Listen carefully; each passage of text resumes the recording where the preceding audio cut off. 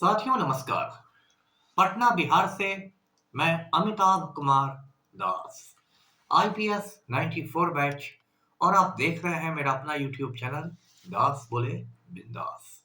क्योंकि जब बुजदिलों ने मुंह में दही जमा लिया हो तो दास का बिंदास बोलना जरूरी हो जाता है। साथियों, खबर यह है कि बिहार का नालायक मुख्यमंत्री पलटू राम, जो माफिया डॉन अनंत सिंह का आज्ञाकारी चपरासी है, उसने प्रशांत किशोर को आधी रात में गिरफ्तार करवा लिया। अब इस वीडियो को आखिर तक दिल थाम कर देखिए। साथियों, आप जानते हैं कि बीपीएससी के मुद्दे पर बिहार में काफी दिनों से धरना, प्रदर्शन, अनशन वगैरह चल रहे हैं। 70वीं बीपीएससी की जब संयुक्त परीक्षा का ऐलान हुआ तो बीपीएससी ने कहा कि इसमें बम्पर भर्तियां होंगी, बम्पर रिक्तियां होंगी, 2027 रिक्तियां होंगी। एसडीएम पद की 200 रिक्तियां होंगी, डीएसपी पद की 136 रिक्तियां होंगी। बच्चों में भी बहुत उत्साह आया। 4,83,000 बच्चों ने फॉर्म भरे। लेकिन उसके बाद ही गड़बड़ियां शुरू हो गई। पहली गड़बड़ी तो ये हुई कि बीपीएससी का सर्वर ही डाउन हो गया। इसकी वजह से लगभग 90,000 बच्चे फॉर्म भरने से वंचित हो गए। 90,000 कोई मामूली संख्या नहीं है।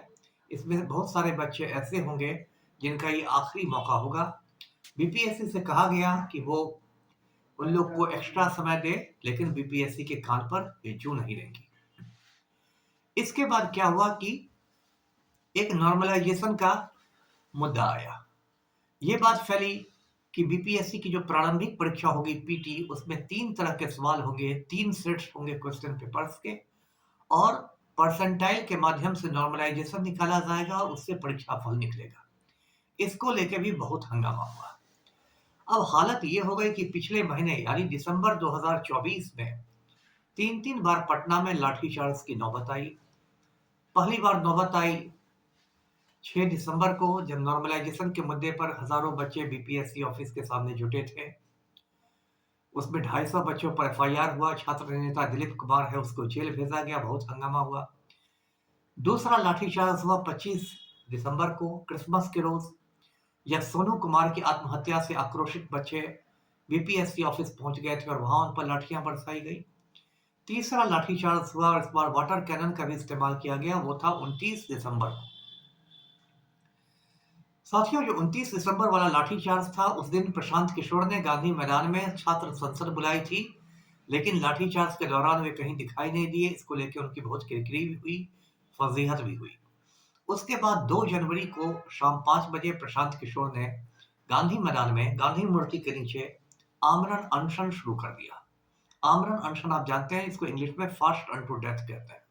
मतलब मरते तक मैं अन्न ग्रहण नहीं करूंगा। उनकी हालत भी 2-3 दिन में बिगड़ने लगी। वहां हजारों की भीड़ जम गई और ऐसी भीड़ जम गई कि पलटू राम के हाथ पैर फूल गए।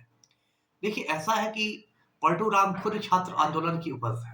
1974 में जो छात्र आंदोलन हुआ था बिहार में, जयप्रकाश नारायण के नेतृत्व में, उस आंदोलन से पलटू राम ने अपने राजनीति की शुरुआत की थी। तो पलटू राम जानता है कि युवा शक्ति कितनी बड़ी शक्ति होती है। तो उसके बाद इस आंदोलन को कुचलने के लिए भी बहुत सारे काम किए गए। एक वैनिटी वैन का मुद्दा उठाया गया। प्रशांत किशोर के साथ एक वैनिटी वैन लगा हुआ था, मतलब एक लग्जरी गाड़ी। कहा गया कि करोड़ों की गाड़ी लेके प्रशांत किशोर क्या कर रहे हैं। प्रशांत किशोर ने उसका जवाब दिया, और माकूल जवाब था कि मुझे टॉयलेट जाना पड़ेगा, शौचालय जाना पड़ेगा, तो मैं कहाँ जाऊंगा? क्या सरकार ने यहाँ किसी शौचालय की व्यवस्था की है गांधी मैदान में? तो इस तरह से उनको निशाना बनाया जाते रहा। आज देखिए क्या हुआ।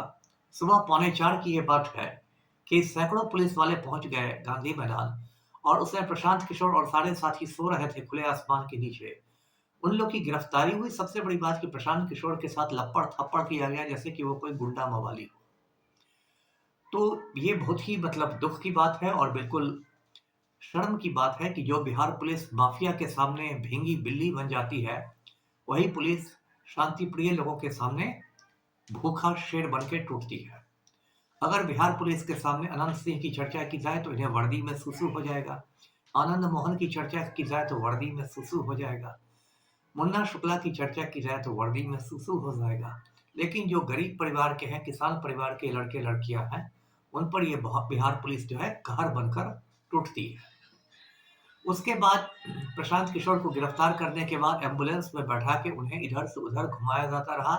ऐसा लगा कि बिहार पर्यटन की गाड़ी में उन्हें पटना दर्शन कराया जा रहा हो। कभी उन्हें एम्स ले जाया गया, कभी बिहटा, कभी नौबतपुर, कभी फतुहा। अभी जब मैं ये वीडियो रिकॉर्ड कर रहा हूँ तो उनकी सिविल कोर्ट में पेशी हुई है।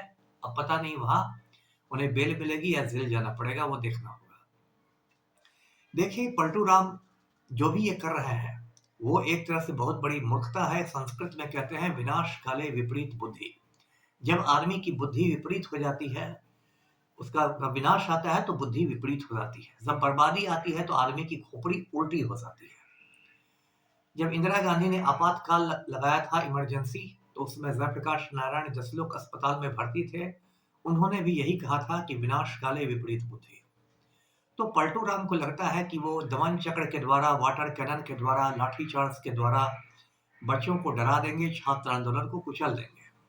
लेकिन पलटू राम वही गलतियां दोहरा रहे हैं जो गलतियां किसान आंदोलन से निपटने में नरेंद्र मोदी ने की थी। आपको याद होगा कि किसान आंदोलन इस देश में 13 महीने चला, मोदी के दूसरे कार्यकाल के दौरान, और लाखों किसान इस देश के दिल्ली के टिकरी बॉर्डर पर, सिंघू बॉर्डर पर डटे हुए थे, खुले आसमान के नीचे, ट्रैक्टरों में, ट्रॉलियों में, औरतें, बूढ़े, बच्चे। उसमें 700 किसान शहीद भी हो गए, लेकिन बिल्कुल शांतिपूर्ण आंदोलन रहा। मोदी ने उसको कुचलने की पूरी कोशिश की। लखीमपुर खीरी में आशीष मिश्रा उर्फ मोनू ने गाड़ी चढ़ा दी, महिंद्रा की थार जीप चढ़ा दी, उसमें 5 किसान कुचल कर मारे गए।